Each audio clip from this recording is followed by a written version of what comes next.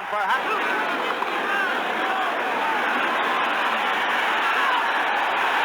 Thomas, a beautiful catch at the far. Well, hello. Thank you so much for taking time out of your day to check out this video. Welcome to the Gridiron.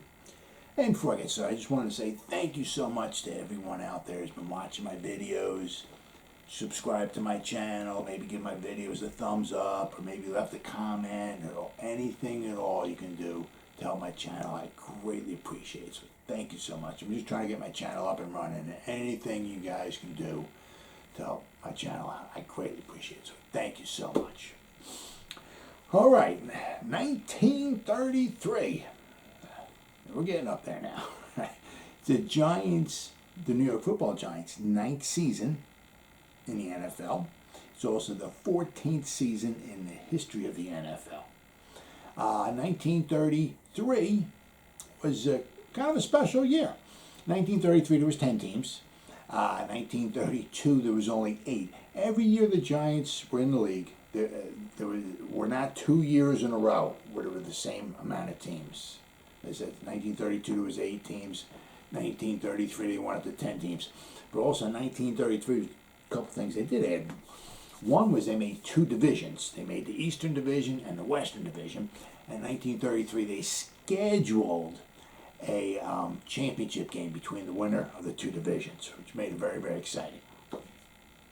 There was a couple teams that were added that were new, but let me go over the Eastern Division. All right, we had the Giants. Got a lot of baseball teams in here. We got the Brooklyn Dodgers, the Boston Redskins. I'm sorry. They were the Boston Braves. They changed to Boston Redskins, and then of course we know they went to the Washington Redskins, and then of course now we know they went to the Washington football team. Yeah. Then we had, this is the first year of the Philadelphia Eagles, 1933. Then we had the Pittsburgh Pirates. That was the Eastern Division. Okay. So the Giants kind of lucked out there because they had a lot of teams like the Redskins / Braves was like the 2nd season. The Eagles and the Pirates, this was their 1st season. The Brooklyn Dodgers, this was like their 2nd season. So the Giants kind of lucked out here because they had all the newer teams, or not all, but a lot of new teams in their division. So they really kind of lucked out. You know, so, but they'll take all the help they can get. Anyway, in the Western Division, the Chicago Bears, who've been around for a while. Then the Portsmouth Spartans, who are nowadays known as the Detroit Lions. The Green Bay Packers, the Cincinnati Reds, who are a new team. The Cincinnati Reds, Philadelphia Eagles, and the Pittsburgh Pirates. Those are the 3 new teams. And the Chicago Cardinals. So the Cincinnati Reds, they were the new team in the Western Division, but between the Bears, the Spartans, the Packers, and the Chicago Cardinals, some older teams there. They were kind of established. All right, so that was a tougher division. All right, so the Giants did kind of luck out. There were some rule changes. All right, so a couple, so they got out of 2 divisions. They got a championship game between the 2 division winners at the end of the season. But now, one of the passing rules is that they can pass anywhere behind the line of scrimmage. In the years past, they had to be at least 5 yards behind the line of scrimmage, okay, for them to pass. Now, they can pass. As long as they're behind the line of scrimmage, they can pass. What wound up happening here was there would be a lot of jump ball, they ran the ball a lot. So a lot of what they did was, they run the ball. The guys on the defense were all up on the line of scrimmage trying to protect against the run. Well, a lot of times what happened would the running back would get the ball and he'd run up to the line of scrimmage, and just before he hit the line of scrimmage, he'd jump up and throw a pass. So to a guy, a lot of times it was kind of wide open because the defense was trying to stop the run. So that started that. But then there were hash marks were added. They came 10 yards in from the outside. So all the plays started either on the hash marks or inside the hash marks. They didn't have that before. All right, the goalposts were on the end lines. They brought them in, put them on the goal lines now. And then after the 1973 season, they moved them back to the end lines.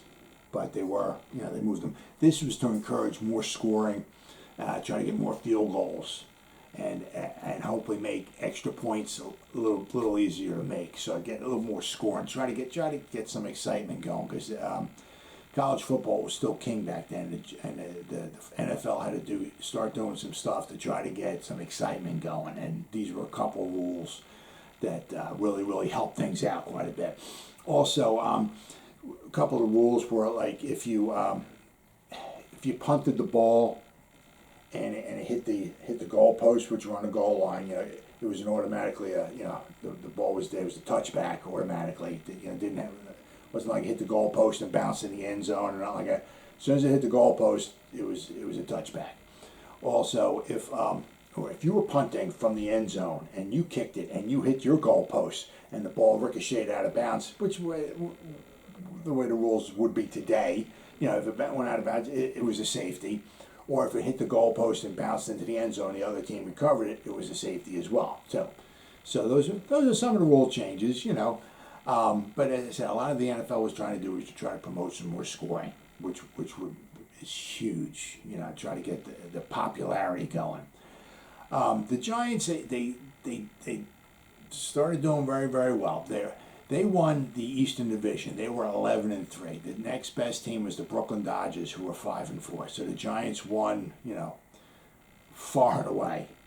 All right, they had 6 more wins than the Brooklyn Dodgers. So the Giants won easily, and so did the Bears in the Western Division. The Bears were 10-2-1. The next were the Spartans. Okay, they were 6-5. All right, so the Bears had 4 more wins than the Spartans. So I mean, both teams won relatively comfortably. All right, but the Giants, they led the league in scoring. They scored 244 points. Their kicking was huge that year. Okay, they kicked 28 out of 33 points after touchdown. Right, and they kicked 6 field goals. The year before that, I don't think they kicked a field goal at all. A couple of years before that, they kicked 1. In the last 3 years, I think they kicked a combined total of 2 field goals. They had 6 this year.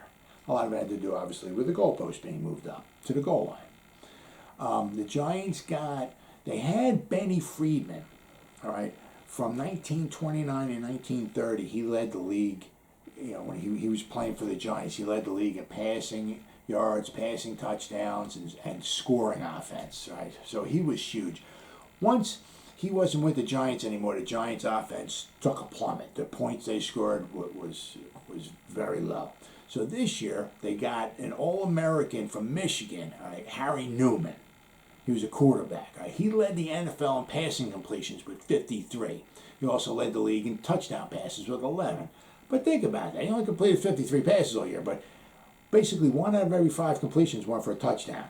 You're not doing that nowadays. That's pretty impressive. Okay. He also led the league in passing yards with 973. So this was huge to help the Giants start scoring some points. The Giants beat for some reason, the Eagles, first 4 weeks, I don't know why, they had bye weeks the first 4 weeks. The first game that the Eagles ever played was at the Giants at the Polo Grounds, all right, on October 15th, 1933, and the Giants beat them 56-0. So we always got that on Eagles. Eagles' first game ever, they lost to the Giants, 56-0. All right. The Giants finished in first place with 11-3. All right. They didn't start off too well. They lost 3 of their first 7 games, so they were 4-3 at one point. All right. But then they won their last 7 games, and they wound up, 11-3 and way out in front.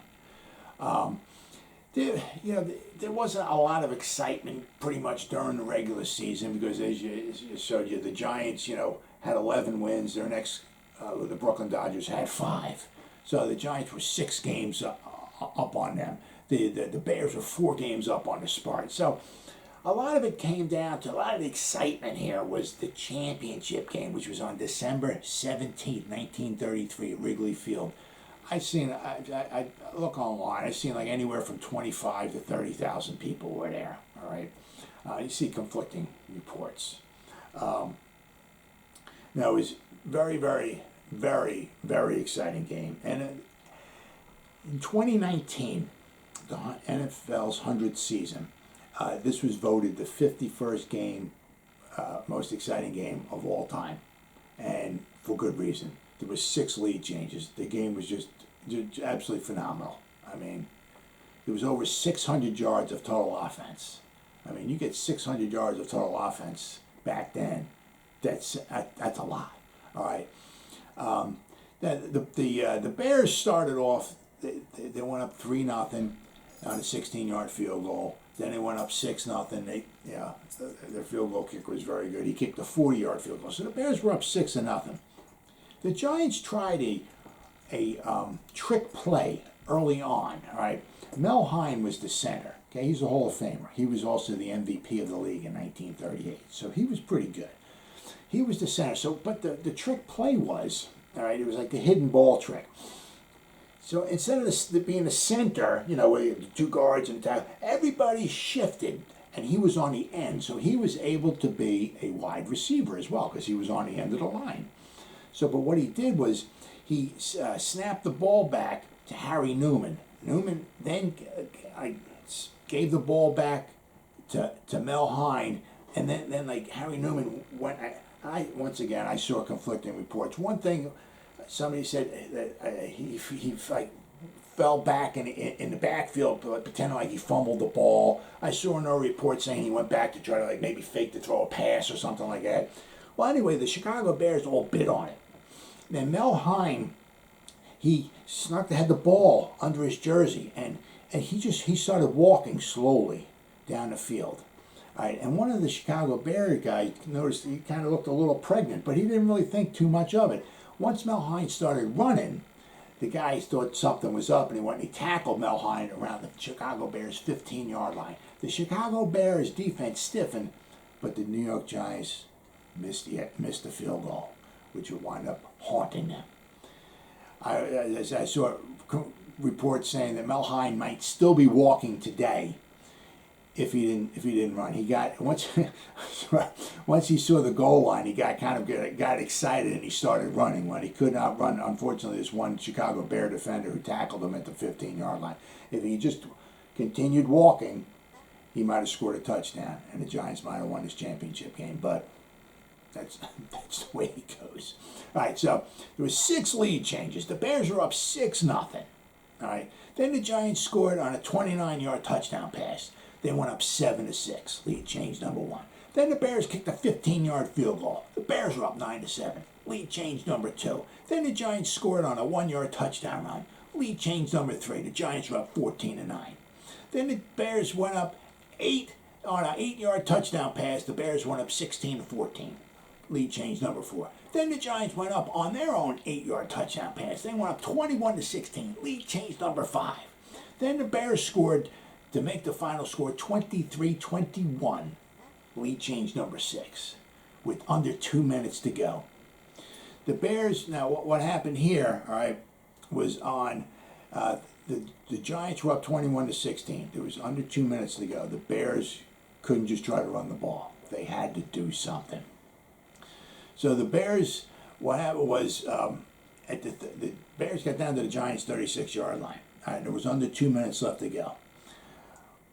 Bronco Nagurski got the ball. And I remember I was talking about the jump pass. Now he got the ball. He ran into the up to the line of scrimmage. Everybody was like going to converge on him to try to tackle him, but he went up and he did a jump pass to Bill Hewitt, right, who's another Hall of Famer.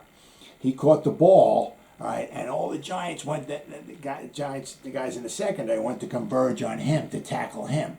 And then just as they were just about ready to tackle him, Hewitt latered the ball to Bill Carr, and he ran 31 yards for the game-winning touchdown. What a spectacular play.